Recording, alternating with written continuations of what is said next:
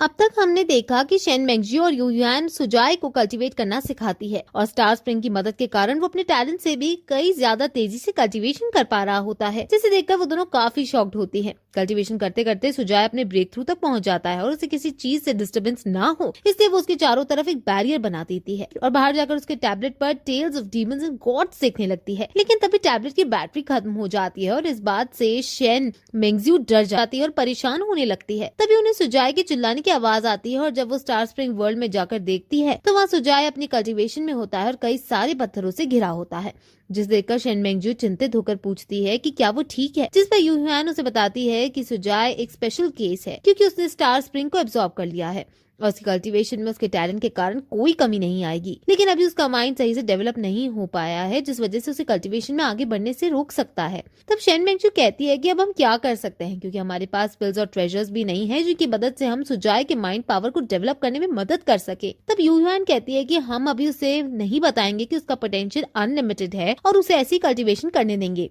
तभी सुजाई वहाँ मौजूद सारी एनर्जी एब्जॉर्ब करने लगता है और अपने ब्रेक थ्रू को क्रॉस कर लेता है और वो तब एनर्जी रिफाइनिंग की 6th लेवल पर पहुंच जाता है, जिसे देखकर शेन मेंगजियो कहती है कि मैं अपने सेक्ट की सबसे टैलेंटेड स्टूडेंट हूँ, लेकिन मैं अभी भी इतनी जल्दी 6th लेवल पर नहीं पहुंची थी। अब वो सोचने लगती है कि अब मैं स्टार स्प्रिंग को तो नहीं पा सकती, लेकिन मुझे किसी भी तरह सुजाई को अपने सेक्ट में लाना होगा, जिसे देखकर मास्टर जरूर ही बहुत खुश होंगे। उसके बाद वो तीनों ही स्टार स्प्रिंग वर्ल्ड से बाहर आ जाते हैं और शेन मेंगजियो सुजाई से कहती है कि तुम अब भी काफी स्लो हो और तुम्हें और भी मेहनत करने की जरूरत है, जिसे सुनकर सुजाई थोड़ा निराश हो जाता है। तब यू युआन उसे कहती है कि कोई नहीं, तुम्हें कल्टीवेशन अभी स्टार्ट की है और अब तुम कुछ टाइम के लिए रेस्ट ले सकते हो, लेकिन उससे पहले शेन मेंगजियो को तुम्हारी मदद की जरूरत है। तब शेन मेंगजियो सुजाई को बताती है कि उसका टैबलेट खराब हो गया है और अब वो चल नहीं रहा, जिस देखकर सुजाई हंसकर कहता है कि ये खराब नहीं हुआ है, बस इसकी बैटरी खत्म हो गई है। वहीं दूसरी तरफ हम देखते हैं कि वहीं 3 लोग जो कि एक माउंटेन पर बैठकर मेडिटेट कर रहे थे और तब उनके मास्टर उन्हें स्टार स्प्रिंग के मास्टर को ढूंढने को कहते हैं। वो तीनों नीचे उतर रहे होते हैं और उनमें से सबसे छोटा मॉन्क जो होता है वो तभी सोकर जागता है।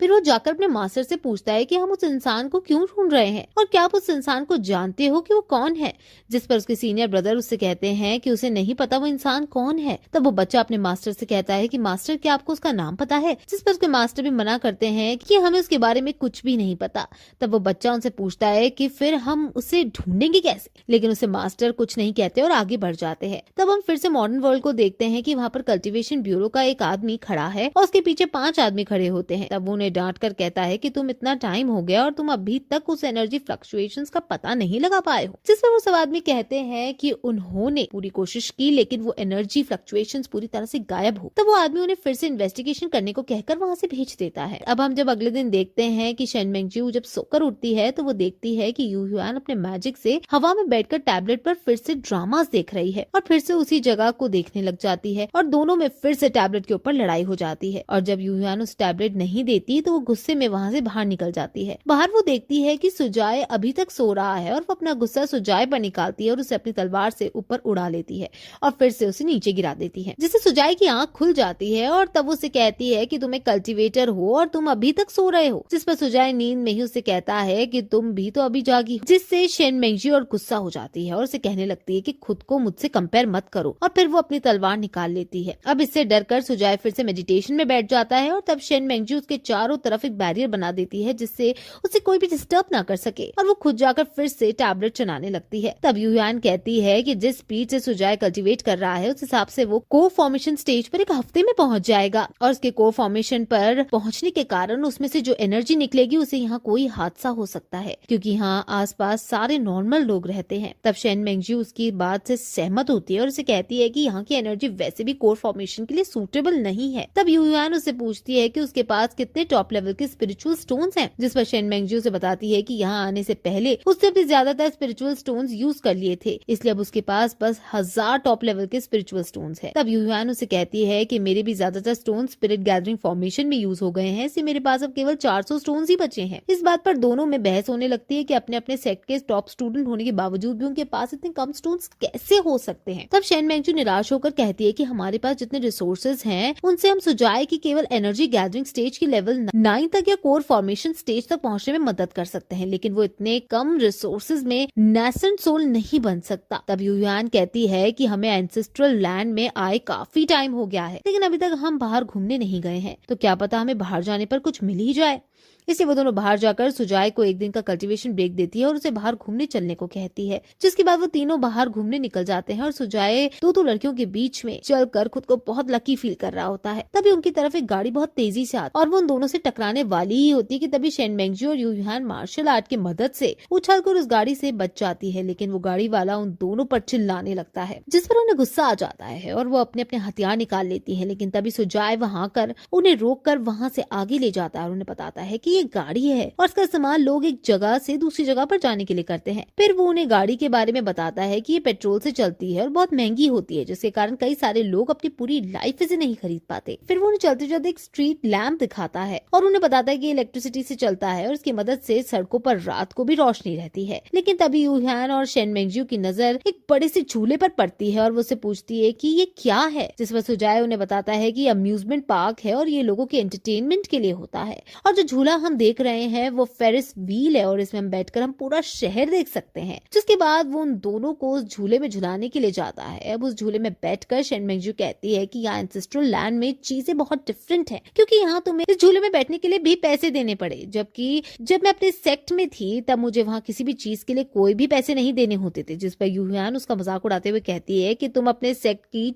चीफ डिसाइपल थी और एक रेयर कल्टीवेशन जीनियस थी। यही वो सब झूले में बैठे हुए ऊपर की तरफ पहुंचते हैं तो सुजाए उन्हें बाहर देखने को कहता है। अब वहाँ उस झूले में ऊपर से देखने पर पूरा शहर दिखाई दे रहा होता है, जो रात को बहुत सुंदर लग रहा था। तभी शेन मेंगजू एक्साइटेड होकर सुजाए से कहती है कि क्यों ना हम आसमान में उड़कर शहर के व्यू को देखें, वो यहाँ के व्यू से भी बहुत अच्छा होगा। जिसे सुनकर सुजाए डर जाता है, लेकिन शेन मेंगजू फिर से कहती है कि फेरिस व्हील बहुत स्लो है और ज्यादा ऊपर भी नहीं जा पा रहा है, तो इससे ऊपर से देखने पर हमें और अच्छा लगेगा। लेकिन इस बात पर सुजाए डरने लगता है और मना कर देता है। तभी यूयान भी उसे डांटते हुए कहती है कि क्या तुम एंसेस्ट्रल लैंड के रिस्ट्रेंट द्वारा मरना चाहती हो, जो अपनी पावर यूज करने की बात कर रही हो। जिसे सुनकर शेन मेंगजू उदास हो जाती है और वो तीनों उस झूले से उतर जाते हैं। जिसके बाद वो सब फिर खाना खाने जाते हैं और सुजाए उन्हें तब एक बारबेक्यू वाली शॉप पर लेकर जाता है। लेकिन वहाँ उस खाने को देखकर यूयान और शेन मेंगजू मुंह बनाने लगती हैं, क्योंकि वो बहुत ज्यादा ऑयली और अनहाइजीनिक होता है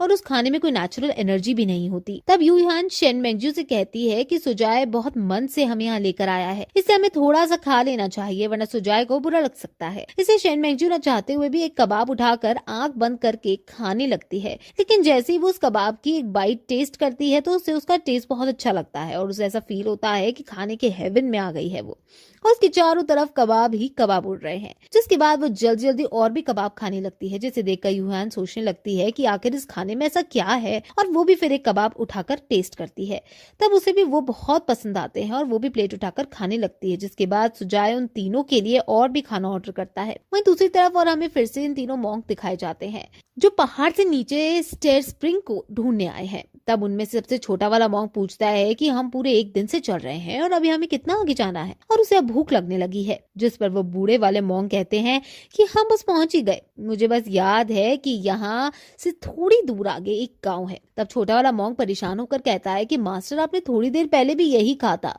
कि यहाँ से थोड़ी दूर आगे एक गांव है, लेकिन अभी तक हम वहाँ पहुंचे क्यों नहीं। तब उसके मास्टर्स अपनी पावर का यूज करके अपने पास के एरिया का पता लगाते हैं और एक बेल बजाते हैं, जिसकी एनर्जी चारों दिशाओं में जाती है, जिससे उन्हें पता चलता है कि थोड़ी दूर आगे ही एक तालाब है और वहीं एक गांव भी होगा। तब छोटा मॉन्क दूसरे वाले मॉन्क से कहता है कि वो थक गया है, इसलिए उसका सीनियर ब्रदर उसे अपने कंधे पर बिठा लेता है और वो तीनों फिर से अपनी स्टार स्प्रिंग की खोज शुरू कर देते हैं। वहीं अब हमें फिर से सुजाए और वो दोनों लड़कियां दिखाई जाती हैं, जो अभी भी वहीं बैठकर वो कबाब खा रहे होते हैं। अब वो लोग बहुत सारा खाना मांग चुके होते हैं और जैसे ही सुजाए वहां से उठने की कोशिश करता है कि तभी शेन मेंगजू और खाना ऑर्डर कर देती है। अब वो दोनों लड़कियां और खाना ऑर्डर ऑर्डर करने लगती है और सुजाय उन्हें परेशान होकर देखने लगता है। शेन मेंगजू अब फिर से और खाना ऑर्डर करने जा रही होती है कि तभी सुजाय उसे रोक लेता है और उसे कहता है कि अब हम और खाना नहीं मंगा सकते, जिस पर शेन मेंगजू कहती है कि अभी उसका पेट नहीं भरा है और उसे और खाना खाना है। तब सुजाय उन्हें थोड़ा शर्माकर बताता है कि असल में उसके पास अब पैसे खत्म हो गए हैं, इसलिए वो और खाना नहीं मंगा सकता। लेकिन तब ये सुनकर शेन मेंगजू हंसने लगती है और उसे कहती है कि तुम टेंशन ना लो, मेरे पास अभी 1300 से टॉप लेवल के स्पिरिचुअल स्टोन्स हैं और तुम उनसे खाने का पे कर सकते हो। लेकिन ये सुनते ही यूयान शेन मेंगजू की तरफ देखने लगती है